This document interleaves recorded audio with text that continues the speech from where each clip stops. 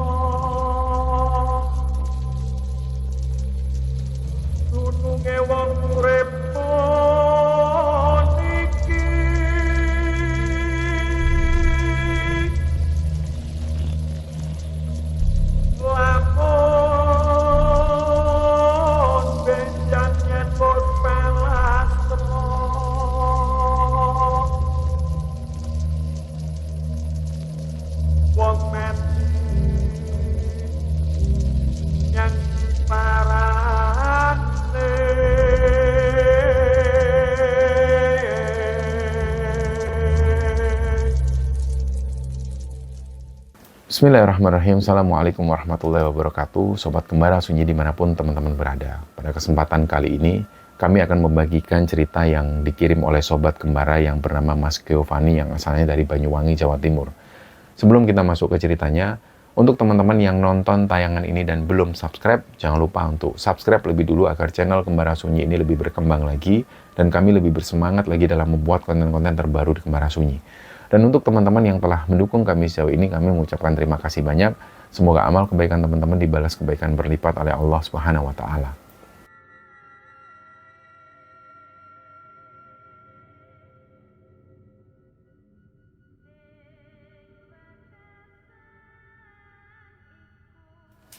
Cerita di episode kali ini, teman-teman, ceritanya dibagikan oleh Sobat Kembara yang bernama Giovanni Natadika.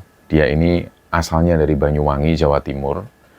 Tapi kisah yang mau dibagikan oleh Giovanni ini bukan kejadian di Banyuwangi, melainkan ini adalah kisah nyata yang dialami langsung oleh ayahnya dan juga almarhumah neneknya. Dan latar belakang cerita ini itu terjadi jauh di masa lalu di sekitaran tahun 1977. Lokasinya ada di Jawa Timur, tepatnya di daerah pinggiran kota Situbondo. Nah, nama daerahnya ini sudah kita samarkan, kita sebut saja nama desanya Desa Tangerang. Nah, sebelum masuk ke inti ceritanya, kita semua harus memahami dulu situasi di Tangerang sana di tahun 1977 itu seperti apa. Jadi jangan dibayangkan seperti sekarang yang kondisinya terang benderang. Di masa itu listrik dari PLN ini belum masuk ke desa tersebut, belum ada lampu neon apalagi lampu jalan. Penerangan warga murni masih mengandalkan lampu teplek, lampu damar, ataupun lampu Petromax bagi yang cukup kaya. Jadi kalau malam di desa itu benar-benar gelap, jarak pandang sangat terbatas sekali. Dan kehidupan warga di sana sangat sederhana dan sangat guyup. Di tahun 70-an itu, dari pagi sampai sore warga sibuk di sawah atau di pasar. Anak-anak main di tanah lapang, main layangan, main kelereng. Tapi begitu matahari mulai terbenam dan suara adzan maghrib berkumandang, aktivitas luar rumah itu drastis jadi berhenti. Jalanan kampung jadi sepi, orang-orang lebih memilih ngumpul di dalam rumah, ngobrol sama keluarga di dalam rumah. Nah, di kampung Tangerang ini hiduplah seorang wanita parubaya. Kita sebut namanya Ibu Darsina. Bu Darsina ini usianya sekitar 50 tahunan, status beliau waktu itu janda, dan dia ini hidupnya sebatang kara, nggak punya suami dan nggak punya anak, dia tinggal sendirian di situ. Dan yang perlu warga ketahui bahwa waktu itu ketika Bu Darsina datang, dia ini bukan orang asli sana, dia datang, dia seorang pendatang dan nggak ada yang tahu persis sejarah masa lalu Bu Darsina sebelum dia pindah ke desa Tangerang itu. Dan di situ mulai ada desas-desus kalau Bu Darsina ini pindah dari kota lain karena masalah keluarga. Atau mungkin dia ini lari dari masa lalunya yang kelam. Jadi waktu itu Bu Darsina ini punya banyak uang. Dia ngontrak di sebuah rumah yang cukup layak di lokasinya itu di tengah-tengah kampung. Penampilannya itu juga selalu rapi, dia selalu pakai kebaya, rambutnya selalu digelung, dan sering banget pakai perhiasan emas yang sangat mencolok. Gelang itu selalu dipakai gelang emas, kalung, cincin, dipakai semua. Dan ini kontras banget sama warga sekitar yang bajunya selalu sederhana.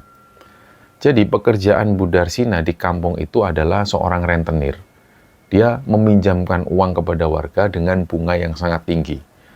Dan pertanyaannya, kenapa pada saat itu warga ini mau pinjam uang ke Bu Darsina? Ya, ini karena terpaksa.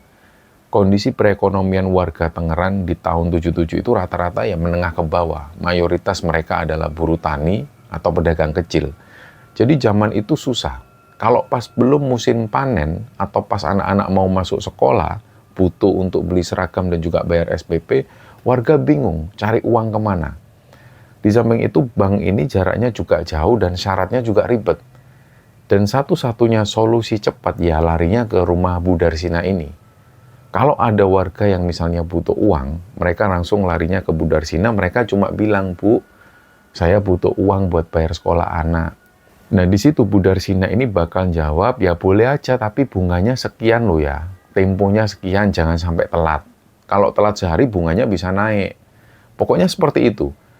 Dan semasa hidupnya Bu Darsina ini sebenarnya bukan orang yang jahat juga, seperti diceritakan di cerita-cerita bahwa rentenir itu jahat, galak. Dia ini orangnya biasa saja. Dia nggak galak, tapi juga nggak ramah.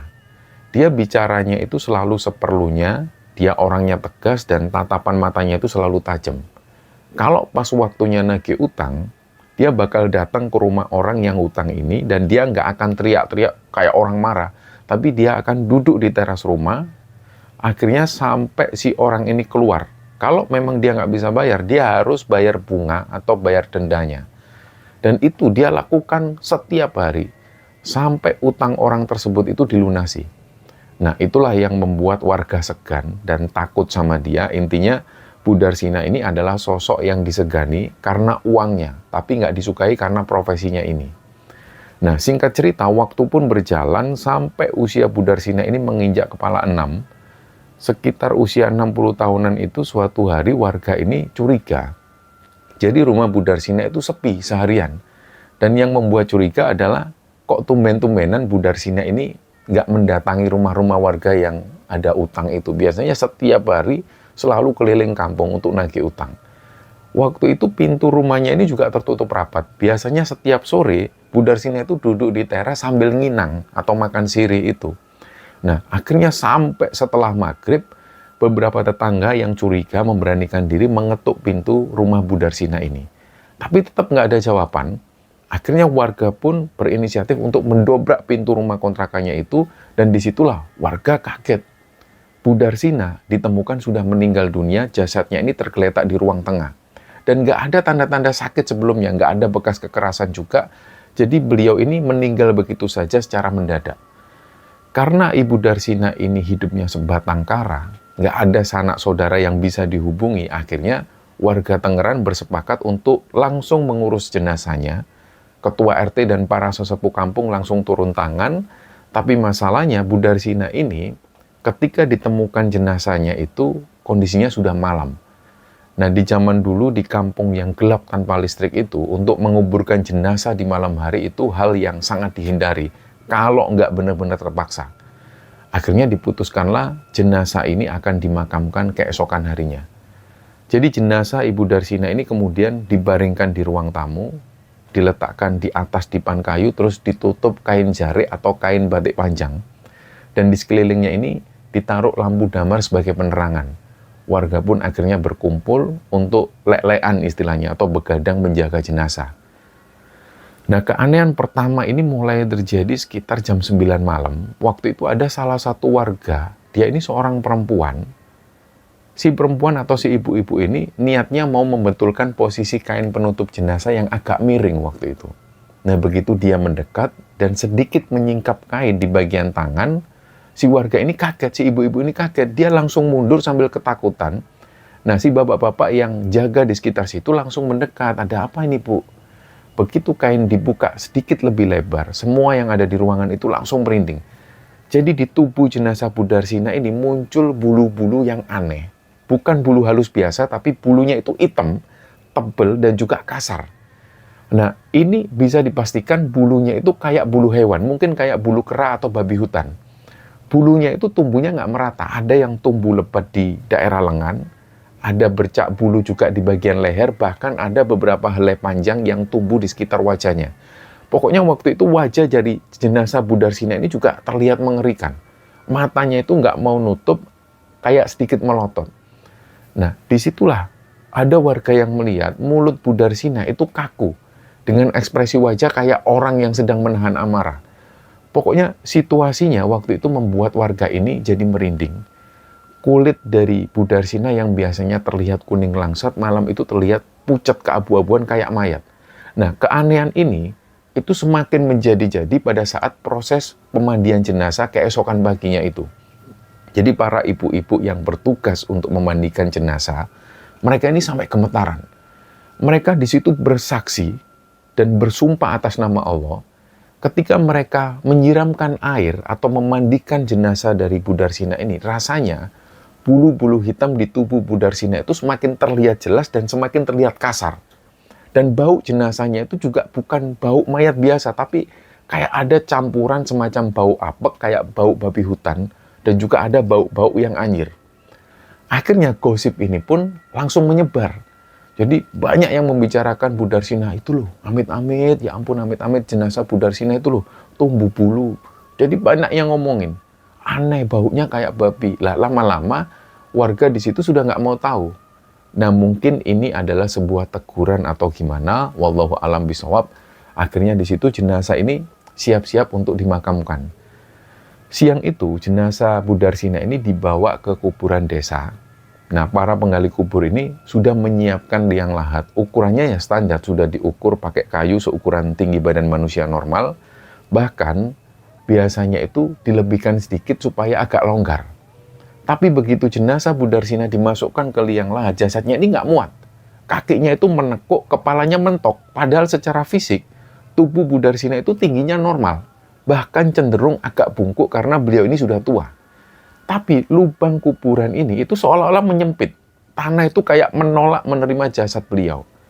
Nah, tukang gali kuburnya juga bingung. Dan ini sebenarnya juga sudah diprediksi, sudah dikhawatirkan oleh penggali kubur dan juga beberapa warga desa. Jadi ceritanya pas mereka ini menggali liang itu, mereka ini sambil berdiskusi. Ini apa sudah cukup ya segini ya? Nanti pas nggak cukup kalau cuma segini. Udahlah dilebihin aja. Jadi ini sudah dilebihkan, sudah dipanjangkan sedikit dari ukuran yang sebenarnya. Mereka melakukan itu kayak memang sengaja agak memanjangkan sedikit liang lahat ini supaya muat. Karena mereka sebenarnya sudah khawatir. Ternyata kejadian beneran. Intinya di situ mereka bingung semua. Loh ini kok bisa kurang panjang? Perasaan tadi sudah dilebihkan ukurannya. Akhirnya di situ jenazahnya diangkat lagi, lubang digali lagi, agak diperlebar, dipanjangkan lagi, terus jenazah dimasukkan lagi. Dan anehnya, tambah semakin sesek. Tambah nggak bisa masuk jenazahnya. Masih nggak muat. Jenazah itu kayak membesar atau lubangnya yang kayak mengecil sendiri. Nah, kejadian ini berulang sampai 3 kali berturut-turut. Jadi warga yang melayat, di situ mereka sudah mulai gelisah. Apalagi ditambah panas matahari yang semakin menyengat, suasana itu makin nggak karu-karuan. Akhirnya di situ ada sesepuh desa ini yang bilang, sudahlah, dikuburkan seadanya aja, dipaksa aja sedikit. Nah akhirnya dengan terpaksa, jenazah Ibu Darsina ini dikuburkan dalam posisi yang agak berdesakan dengan tanah. Kakinya itu sedikit ditekuk paksa supaya bisa masuk. Dan ini adalah pemandangan yang memilukan sekaligus mengerikan bagi warga Tangerang sana.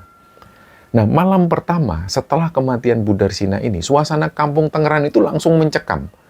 Desa yang biasanya tiap malam memang sepi, malam itu jadi tambah sepi. Dan sepinya itu sepi mencekam.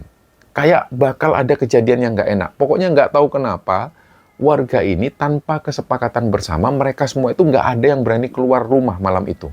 Mereka kayak takut dengan sendirinya. Dan ternyata benar, ada gangguan dari mendiang Bu Darsina ini. Dan ini terornya itu ngeri banget. Sosok Bu Darsina ini muncul muncul kayak orang hidup. Jalan di kampung, mendatangi rumah warga.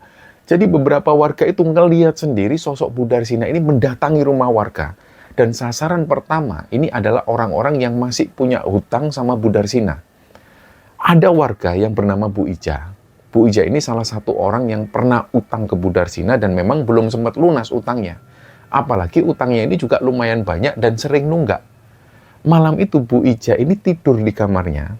Jadi perlu diketahui zaman-zaman dulu itu tempat tidurnya ini pakai balai-balai atau ranjang bambu. Yang bawahnya itu bolong. Jadi nggak tertutup rapat kayak kasur spring bed zaman sekarang. Masih ada celah-celah. Nah, Bu Ija ini punya rambut yang lumayan panjang. Rambutnya itu panjang sampai seukuran pinggang. Hampir menyentuh bokong. Nah, kebiasaan dia ini kalau tidur, rambutnya itu selalu digerai. Dibiarkan menjuntai ke bawah di sela-sela bambu balai-balai itu. Jadi ceritanya tengah malam, Bu Ija ini kebangun, dia merasa kepalanya itu sakit. Jadi kepalanya itu kayak rambutnya ini dijambak.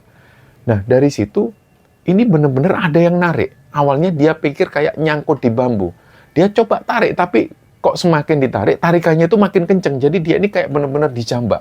Dia ambillah lampu sentir itu, lampu minyak kecil, terus dia nengok ke bawah kolong tempat tidur. Ternyata di bawah kolong tempat tidur itu terlihat sosok Bu Darsina ini. Jadi sosok Bu Darsina ini posisinya itu sedang tidur terlentang menghadap ke atas. Dan wajahnya pucat, matanya melotot, tangannya itu memang lagi memegang erat rambut Bu Ija. Sambil kayak wajahnya itu gemes. Saking gemesnya itu kayak sampai kelihatan giginya. Langsunglah yang namanya Bu Ija ini teriak. Dia terpaksa lari, akhirnya rambutnya ini ketarik. Saking kencengnya teriakan Bu Ija, apalagi di tengah malam, tetangga kanan kiri itu sampai bangun semua. Nah, Bu Ija ini lari keluar kamar sambil dia ini jerit dan nangis histeris. Rambutnya itu kusut berantakan, dan ketika ada tetangga yang kebangun, dia langsung nolong Bu Ija. Bu Ija ini langsung izin untuk tidur di rumah tetangganya. Dan disitulah dia cerita, kalau barusan Bu Ija ini ngelihat sosok Bu Darsina di bawah kolong sambil jambak rambutnya. Nah, di momen itu, memang tetangga-tetangga ini ngelihat sebagian rambut Bu Ija itu sempat brodol. Hampir botak di sebagian kepala. Jadi kelihatan kalau memang habis dijambak. Nah, sejak saat itulah Bu Ija ini trauma tidur sendirian di rumah, apalagi tidur di balai-balai itu. Ternyata belum selesai sampai di sana. Korban berikutnya ini bernama Bu Fulhana. Beliau itu juga punya sangkutan hutang sama Bu Darsina. Kejadiannya juga hampir sama. Malam hari, kira-kira hari ketiga setelah Bu Darsina meninggal, Bu Fulhana itu posisinya sedang tidur dan tidurnya itu terlentang. Tiba-tiba dalam tidurnya itu, dia merasa dadanya itu sesek banget. Pokoknya berat banget. Nafas juga susah. Orang Jawa bilang ini tindihan atau rep-repan. Nah, Bu Fulhana waktu itu berusaha untuk buka mata. Begitu matanya kebuka, dia melihat ada sosok yang duduk persis di atas perutnya. Sosok itu pakai baju kebaya, tapi baju kebayanya lusuh dan juga kotor. Kotornya itu kayak kotor orang yang barusan main tanah lumpur. Jadi pas Bu Fulhana ngelihat sosok wajah ini, wajahnya itu kayak ketutup rambut yang acak-acakan, sekelebatan sosok itu sempat menyisihkan rambutnya dan terlihatlah wajah Bu Darsina yang sudah membusuk, kulitnya itu ada bulu-bulu hitamnya. Jadi sosok Bu Darsina ini mendekatkan wajahnya ke wajah Bu Fulhana sambil berbisik, "Bayaran, bayaran." Nah, Bu Fulhana cuma bisa baca doa dalam hati. Dia baca doa sebisanya sampai akhirnya sosok ini pun hilang. Dan setelah sosok Bu Darsina ini hilang, Bu Fulhana langsung pingsan di situ. Keesokan harinya barulah dia cerita ke keluarganya. Dan gak lama akhirnya cerita ini pun bocor kemana-mana. Mulai malam itu, teror Bu Darsina ini langsung semakin menggila. Seluruh kampung Tangerang ini gempar. Kabar itu langsung menyebar dengan cepat. Mereka sudah bilang semua, Bu Darsina gentayangan. Katanya dia masih nagih utang. Jadi selama 40 hari, sejak kematian Bu Darsina itu, kampung Tangerang ini benar-benar lumpuh kalau pas malam hari. Gak ada satupun warga yang berani keluar selepas maghrib terutama. Pintu-pintu rumah itu sudah dikunci rapat, jendela ditutup. Suasana kampung yang biasanya damai ini akhirnya berubah jadi mencekam. Dan ternyata, yang dipercaya oleh warga adalah arwah Bu Darsina ini. Arwahnya itu nggak pandang bulu. Dia ini nggak cuma mendatangi orang-orang yang punya hutang, orang yang nggak punya hubungan sangkut paut utang pun juga ikut diteror. Pokoknya situasinya ini benar-benar mencekam. pernah ceritanya suatu malam di pos ronda, pas waktu bapak-bapak ini lagi kumpul jaga malam, mereka ini sudah dengar kabar tentang Bu Darsina. Justru itu mereka dipaksa untuk jaga pos ronda. Jadi malam-malam mereka harus jaga di kampung itu. Nah, malam itu mereka ini, bapak-bapak ini, sambil jaga di pos ronda itu mereka sambil main kartu domino biar nggak ngantuk. Nah, ceritanya salah satu bapak-bapak, ini dia sudah kebelet pipis. Dia awalnya takut untuk berangkat sendirian, sempatlah dia ngajak salah satu bapak-bapak di sana, tapi nggak ada yang mau. Akhirnya beliau pun terpaksa sendirian, dia ambil senter, dia pun cari tempat untuk kencing, tanpa dia harus pulang ke rumah. Nah, karena posisinya di pos ronda itu di pinggiran kebun, dia pun izin ke teman-temannya untuk kencing di balik semak-semak. Nah, pas dia ini lagi buang air kecil, tiba-tiba dia merasa kok kayak ada yang berdiri di depannya. Jaraknya itu dekat banget. Jadi si bapak yang lagi kencing ini ya santai aja nanyanya. Karena dikiranya ada bapak-bapak yang lain yang lagi ngisengin dia. Dia tanya lah di situ, "Hei, siapa itu?" Terus sosok yang di depannya ini diem. Jadi dia langsung ambil senter, samar-samar dia ngelihat di depannya itu, sosok yang berdiri ini, busananya itu pakai kebaya, rambutnya acak-acakan, dia diem terus di situ. Mulailah muncul perasaan nggak enak dari si bapak-bapak ini, dia senter lagi. Dia senter dari bawah sampai ke atas. Jadi dari bawah dia ngelihat sosok ini tuh pakai kebaya. Sampai ke badan, disenter mulai ke atas dan sampai ke wajah. Itu wajahnya rata. Nggak ada mata, nggak ada hidung, nggak ada mulut. Jadi wajahnya rata, tapi dari perawakan dan pakaiannya si bapak-bapak ini tahu persis kalau sosok ini adalah sosok Bu Darsina.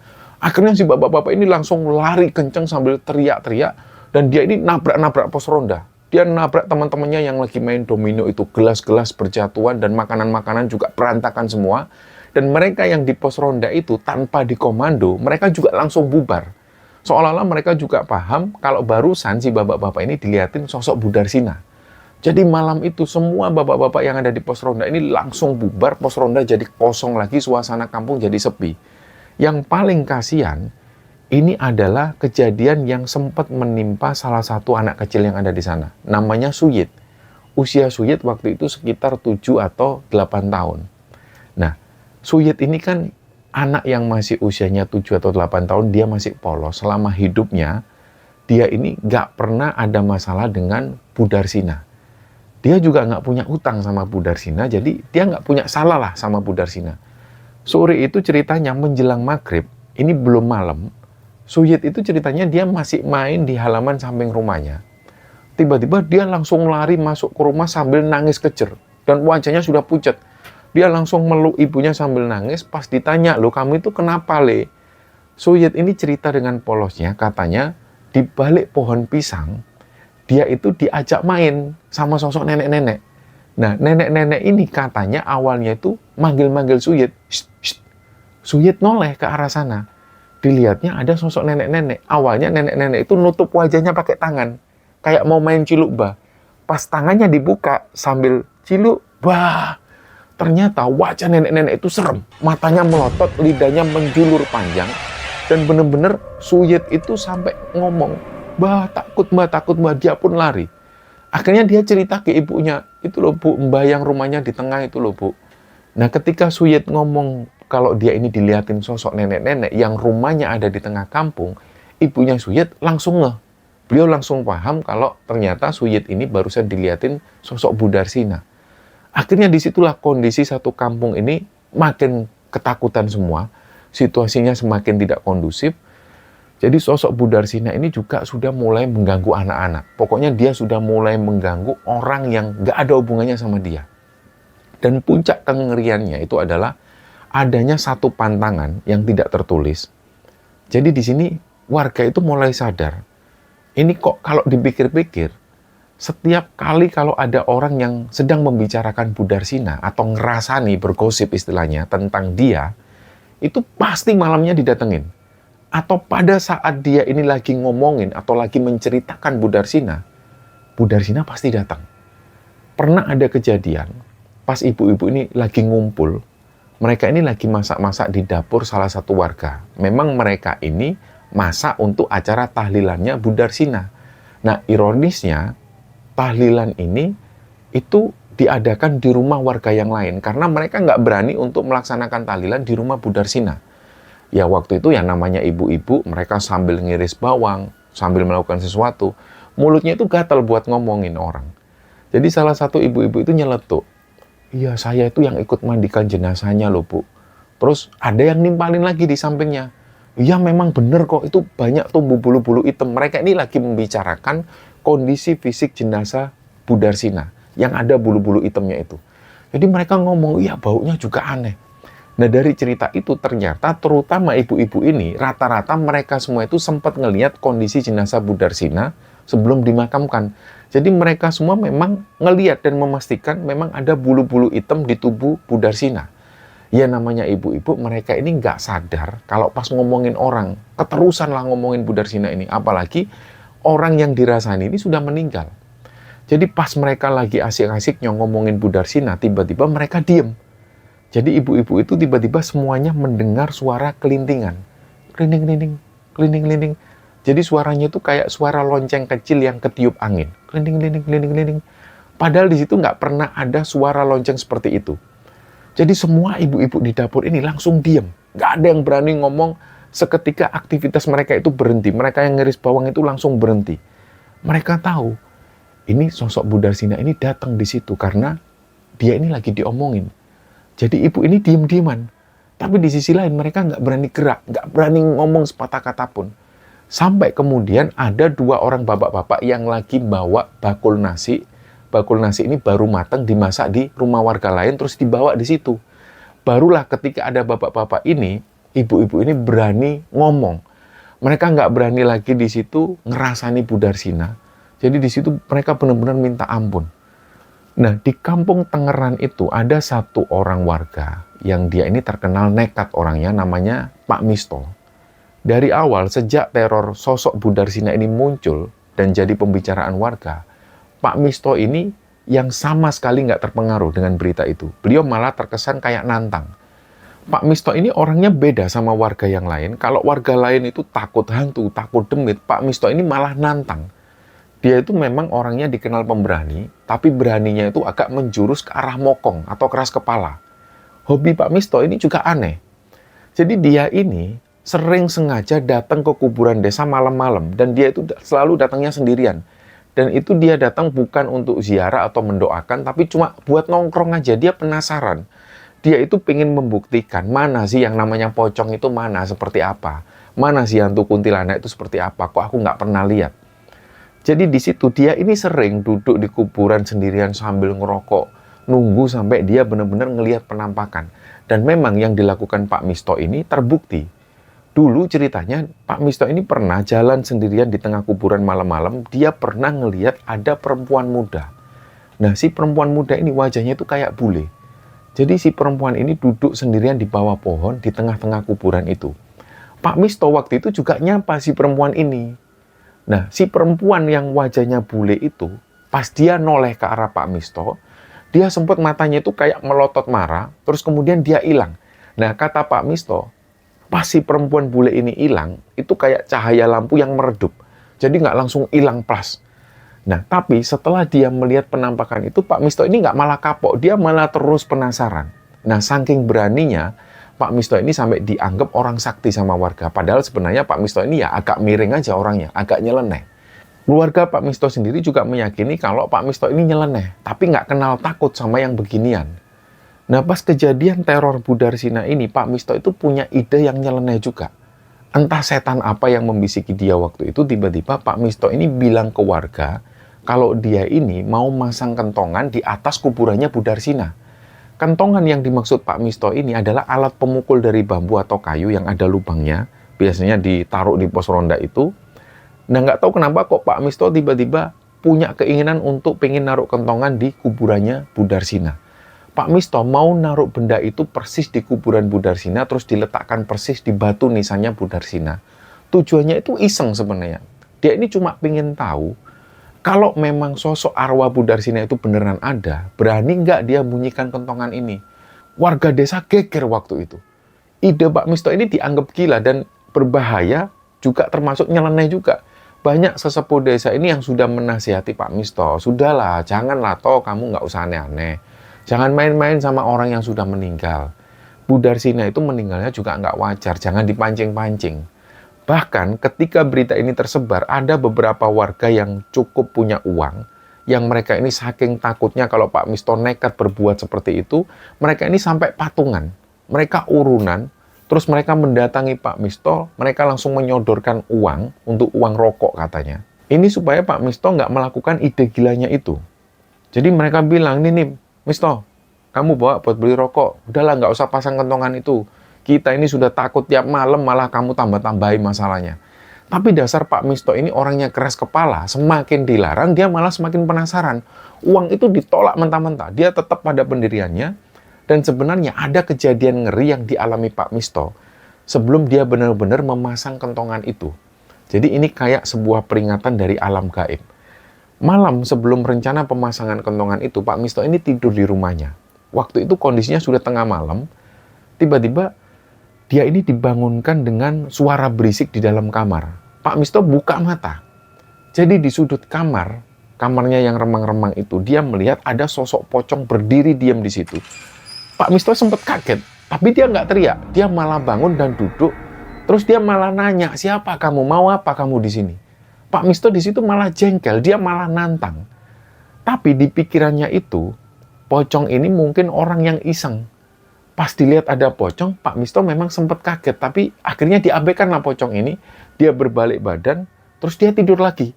Jadi pocong pun dicuekin sama Pak Misto. Nah, ketika Pak Misto baru mau tidur lagi, tiba-tiba kaki Pak Misto ini ditarik kencang. Saking kencangnya tarikannya itu, badan Pak Misto ini sampai jatuh ke lantai. Jadi disitulah Pak Misto langsung bangun dengan kondisi yang emosi, dia marah, dia dongak, dan di hadapannya ini ternyata ada sosok Bu Darsina. Dan baru kali itu Pak Misto itu sempat takut ngelihat sosok hantu, yaitu sosok Bu Darsina ini. Pak Misto waktu itu melihat Bu Darsina, rambutnya acak-acakan, wajahnya pucat, dan sosok Bu Darsina itu menyeringai sampai giginya kelihatan. Pokoknya rambutnya berantakan dan terkesan gimbal. Dan kotor banget kayak orang gila yang nggak pernah mandi bertahun-tahun, wajahnya juga pucat, persis kayak mayat yang sudah mulai membusuk. Jadi sosok Bu Darsina ini melotot ke arah Pak Misto dengan tatapan yang penuh dendam. Pak Misto meskipun waktu itu agak takut, tapi dia ini sempat marah besar karena merasa harga dirinya itu diinjek-injek. Dia diseret dari kasur sampai dia ini jatuh ke lantai. Akhirnya Pak Misto itu sempat meraba-raba lantai, mencari benda apa saja lah untuk bisa ngelempar sosok Bu Darsina ini. Dapatlah dia waktu itu asbak potongan bambu. Dilemparlah asbak ini sambil dia ini teriak, kurang ajar kamu. Nah, ketika Pak Misto melempar benda ini ke arah sosok Bu Darsina, asbaknya itu nembus. Benar-benar asbaknya itu nembus dan sosok Bu Darsina ini akhirnya menghilang. Dan di sini bukannya malah kapok, kejadian itu malah membuat Pak Misto makin jengkel dan dia malah semakin dendam. Keesokan harinya, tanpa mendengar lagi nasihat dari warga, Pak Misto itu nekat pergi ke kuburan dia sendirian dan langsung masang kentongan bambu itu, persis di atas gundukan tanah makam Bu Darsina. Nah, malam harinya, kira-kira selepas Isya, suasana kampung Tengaran itu langsung mati suri. Warga semua sudah masuk ke rumah, tiba-tiba dari kejauhan, mereka ini mendengar suara tuk tuk tuk tuk tuk tuk tuk tuk tuk tuk. Ada suara kentongan yang bunyi, tapi kentongannya itu suaranya aneh, kayak orang yang lagi mainan kentongan, bukan suara kentongan yang kayak dibunyikan seperti suara darurat. Jadi awalnya suaranya itu pelan, tuk tuk tuk tuk tuk tuk tuk. Bunyinya itu arahnya dari kuburan. Tapi lama-kelamaan suaranya itu pindah-pindah. Suaranya makin kenceng dan semakin dekat ke pemukiman warga. Tuk tuk tuk tuk tuk tuk tuk tuk tuk tuk. Suasananya semakin mencekam. Jadi ayahnya Mas Giovanni sendiri, waktu itu dia masih kecil, ayahnya Mas Giovanni ini. Dan dia ingat betul kejadian malam itu. Di rumahnya, semua keluarga ini kumpul jadi satu di kamar tengah. Dan bukan cuma keluarga inti, tapi di situ ada pamannya, bibinya, keponakannya. Semua ngumpul saking takutnya. Jadi satu kamar itu diisi 7-10 orang. Mereka tidurnya itu berhimpit-himpitan. Pintu kamar dikunci, diganjal lemari, lampu dimatikan total. Dan ketika dengan kondisi yang seperti itu, mereka juga dengar suara kentongan ini. Suaranya itu kayak keliling desa, lewat depan rumah mereka. Dan mereka selalu merinding pas mendengar suara kentongan itu sampai depan rumah mereka. Dan gak ada yang berani nengok ke depan. Karena mereka yakin ya itu sosok Bu Darsina. Ternyata benar. Menurut kesaksian beberapa orang malam itu yang sempat apes. Dia ini ceritanya sempat ngintip dari celah dinding bambu rumahnya. Dan disitulah mereka ngelihat sosok Bu Darsina itu benar-benar jalan keliling kampung. Anehnya ketika beliau jalan itu selalu dibarengi dengan suara kentongan. Cara jalannya pun juga aneh. Jadi dia ini jalannya itu agak cepat tapi kaku. Badannya itu sedikit membungkuk ke depan. Kedua tangannya ini lurus ke bawah samping badan. Terus dia ini kaku. Jadi jalannya itu nggak melenggang kayak orang yang jalan santai. Kepalanya itu patah-patah noleh kanan kiri. Sambil kayak dia itu kayak mencari mangsa. Seolah-olah sosok Bu Darsina ini sedang mengabsen rumah warga satu persatu. Dan yang paling membuat ngeri adalah sosok Bu Darsina ini kayak punya kepekaan yang luar biasa. Jadi kalau ada warga yang nekat ngintip dari balik jendela atau lubang dinding, sosok Bu Darsina ini bakal tahu. Jadi pas dia jalan, kalau misalnya ada orang yang ngintip, dia bakal berhenti, dia noleh. Dia nyari siapa yang ngintip itu, terus kepalanya itu akan muter pelan-pelan menatap ke arah lubang yang orang ngintip itu tadi. Makanya di situ warga ini memilih untuk menutup rapat-rapat di bawah selimut.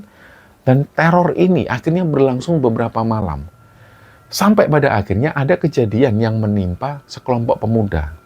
Jadi ya biasalah namanya anak muda, mereka ini masih darah muda, mereka ini penasaran sebenarnya dan memang ada sisi sok jagoannya. Jadi di situ ada sekitar 3 orang pemuda desa yang mereka ini nggak percaya dengan cerita-cerita orang-orang yang ada di sana, termasuk cerita orang-orang tua. Mereka itu selalu bilang, ya mana mungkin orang yang sudah mati kok bisa keliling kampung. Emang zombie. Paling itu orang iseng. Ini menurut mereka sama sekali nggak percaya. Jadi ceritanya di malam tertentu, mereka bertiga ini sengaja kumpul di sebuah rumah kosong. Lokasinya itu ada di pinggiran desa. Rumah itu memang sudah lama ditinggal oleh pemiliknya dan nggak terkunci. Jadi pintu rumah itu kayak jebol. Nah, orang-orang itu sering keluar masuk di sana. Nah, disitulah 3 orang pemuda ini niatnya begadang. Mereka mau membuktikan kebenaran gosip tersebut. Kebetulan malam itu cuacanya buruk. Hujan ini turun dengan deras banget disertai dengan angin kencang dan juga petir. Mereka waktu itu sudah mau membatalkan rencana mereka karena hujan ini nggak juga berhenti. Terus akhirnya para pemuda ini malah semakin yakin. Ya sudah kalau hujan gini berarti agak aman ini. Kalau hujan badai kayak gini mana ada hantu yang mau keluar. Hantu juga takut hujan. Nah, mereka ini akhirnya asik ngobrol di rumah kosong tersebut. Mereka main kartu sampai tengah malam. Di tengah malam, sekitar jam 1, ini hujan belum berhenti. Nah, mulailah di situ mereka mendengar ada suara kentongan. Tuk, tuk, tuk, tuk. Loh, kok ada yang mainan kentongan malam-malam gini? Mereka saling pandang dan mereka diam. Dengar nggak? Itu suara kentongan kan? Suara itu awalnya jauh. Tapi anehnya suaranya ini makin lama makin jelas dan makin kencang. Akhirnya mereka menutup pintu rumah, diganjel sesuatu, diganjel batu bata atau apapun itu. Yang penting rumah kosong ini harus tertutup pintunya. Nah, padahal waktu itu hujan deras. Harusnya suara kentongan itu kalah dengan suara hujan deras ini. Tapi ini enggak, bunyinya itu semakin nyaring dan semakin konstan. Mereka mulai panik karena pintu ini nggak ada kuncinya dan hanya diganjel dengan batu. Rasa berani yang tadi terkumpul ini mulai luntur. Salah satu pemuda ini akhirnya memberanikan diri ngintip ke arah depan. Jadi di luar ini hujan masih deras. Dan di tengah hujan itu dia ngelihat sosok Bu Darsina ini jalan di situ. Postur tubuhnya bungkuk dan jalannya seperti itu. Tangannya tegak lurus ke bawah. Dan ada satu hal yang membuat dia ini benar-benar merinding. Jadi di tengah hujan badai yang deras seperti itu, sosok Bu Darsina ini kelihatan kering badannya. Rambutnya yang berantakan itu kering, baju kebayanya kering, kain jaritnya kering, nggak ada setetes air pun yang membasahi tubuhnya. Seolah-olah kayak air hujan ini menghindar dari badan Bu Darsina. Dan Bu Darsina ini jalan, kepalanya tuh noleh kanan kiri, memandangi rumah-rumah warga. Nah, anak-anak muda yang ngintip itu, mereka merinding. Karena benar-benar ngelihat sosok Bu Darsina ini jalan. Nah, disitulah yang ngintip ini ngomong ke temennya, itu Bu Darsina di luar, di depan, orangnya di depan. Nah, mereka sudah takut. Akhirnya mereka bertiga ini rame-rame ngelihat keluar. Di momen itulah mereka bertiga ini ngelihat sosok Bu Darsina itu tiba-tiba jalannya belok. Yang awalnya dia ini jalan lurus, tiba-tiba belok masuk ke halaman rumah kosong di tempat mereka bersembunyi itu. Jadi akhirnya 3 pemuda ini langsung cepet-cepetan masuk ke salah satu kamar kosong di bagian belakang rumah. Pintu kamar itu langsung ditutup dan ditahan pakai badan mereka. Mereka bertiga akhirnya meringkuk di pojokan kamar. Mereka di situ mulai berdoa sebisanya, situasinya langsung mencekam. Gak lama kemudian, di suasana yang hening itu, tiba-tiba mereka dengar ada suara cicak. Cek, cek, cek, cek, cek, cek, cek. Gak lama dari situ mulai terdengar suara tekek. Tekek, tekek. Dan pas suara tokek ini muncul, situasinya itu berubah jadi semakin mencekam. Gak tahu kenapa mereka tiba-tiba merinding. Dan di luar pintu kamar, mereka ini dengar ada suara nenek-nenek. Hei, hei. Nah, mereka yakin kalau ini adalah suara Bu Darsina. Jadi dari situ, salah satu dari mereka ini sampai ada yang terkencing-kencing di celana, saking takutnya. Pas mereka mendengar suara itu lagi, hei, hei, ada salah satu pemuda ini yang saking paniknya, dia nggak peduli lagi, tanpa mikir panjang, dia loncat dan menabrakkan badannya ke kaca jendela. Jadi kaca jendela ini pecah, akhirnya mereka semua keluar dari jendela itu, terus mereka ini teriak-teriak minta tolong. Pokoknya mereka sudah nggak ngurus diri mereka lagi, di beberapa bagian tubuh mereka ini sudah penuh luka. Nggak tahu kena apa tadi, mungkin kena gesekan kaca, paku, atau apa. Saking paniknya mereka baru tahu kalau mereka semua itu terluka pas mereka sudah sampai di rumah. Salah satu orang dari mereka ini, mungkin karena saking shocknya dan kehabisan nafas, akhirnya sempat pingsan di tengah jalan, nggak jauh dari pemukiman warga itu. Untungnya 10 menit kemudian, teman-temannya yang berhasil lari sampai ke rumah salah satu warga ini langsung teriak minta tolong. Warga yang mendengar keributan ini langsung keluar semua, karena mereka rame-rame ya jadi berani. Dan sosok Bu Darsina ini sudah nggak kelihatan lagi. Mereka langsung mengevakuasi pemuda yang pingsan tadi, dan hari-hari pun terus berlalu dengan teror yang tidak berkesudahan. Sampai akhirnya mendekati hari ke-40 kematian Bu Darsina ini. Warga dan juga Pak Misto, terutamanya Pak Misto ini akhirnya sepakat untuk melakukan ikhtiar terakhir mereka. Mereka itu menggunakan kearifan lokal. Jadi ada sebuah mitos yang dipercaya, ini dipercaya sampai turun-temurun terutama di daerah sana. Jadi Pak Misto ini sengaja bawa karung yang isinya itu dedak. Dedak ini adalah serbuk kulit padi yang biasa untuk pakan ayam atau bebek. Nah, dedak ini akan ditaburkan di atas makam Bu Darsina sampai menutupi seluruh gundukan tanah makamnya. Nah, mungkin teman-teman tanya, buat apa dedak itu? Jadi menurut kepercayaan orang-orang di daerah sana, kalau ada gangguan yang dipercaya dari arwah yang gentayangan, apalagi arwahnya itu ganas, salah satu cara menanggulanginya adalah dengan memberinya kesibukan. Ada yang pernah naruh biji kacang hijau di sana. Ini katanya supaya arwahnya itu akan sibuk menghitung butiran dedak atau butiran kacang hijau yang jumlahnya ratusan atau bahkan ribuan itu. Dan saking banyaknya, katanya si arwah ini bakal lupa waktu. Dan dia lupa untuk gentayangan. Karena dia sibuk terus menghitung sampai pagi tiba. Begitu terus. Jadi setiap hari sampai dia capek atau masa gentayangannya itu habis. Nah, ini kepercayaan mereka seperti itu. Tentu kalau kita lihat dari kacamata Islam, ya ada yang namanya arwah gentayangan. Roh orang yang meninggal itu urusannya sudah sama Allah di alam barzah. Kalaupun ada yang demikian, ini tentu sedikit sekali terjadi dan ini tentu atas izin Allah. Dan yang gentayangan atau yang meneror, ini kemungkinan besarnya adalah jin korin, yaitu jin pendamping yang mendampingi orang itu semasa hidupnya. Karena Bu Darsina ini meninggalnya mendadak dan mungkin masih ada urusan duniawi, yaitu harta riba yang belum selesai, jin korinnya ini yang menyerupai beliau dan mengganggu warga. Tapi apapun itu, namanya juga beragam cara supaya warga ini nggak diganggu sosok tersebut. Akhirnya mereka mencoba ikhtiar ini. Mereka menebar dedak tersebut, entah karena dedak itu, entah karena doa para kiai juga, atau memang karena sudah lewat masa 40 harinya. Wallahu a'lam bishawab, atas izin Allah, alhamdulillah. Setelah malam ke-40 itu lewat, teror Bu Darsina ini benar-benar berhenti. Dan nggak ada lagi teror yang dirasakan oleh warga. Kampung Tengeran itu perlahan-lahan kembali normal. Tapi cerita tentang 40 malam teror Bu Darsina ini kayak seolah-olah jadi cerita abadi. Dan ini diceritakan turun-temurun sampai ke generasinya Mas Giovanni. Dan akhirnya cerita ini juga sampai ke kita semua. Dan semoga cerita ini jadi pelajaran untuk kita semua. Mohon maaf jika ada salah-salah kata. Wassalamualaikum warahmatullahi wabarakatuh.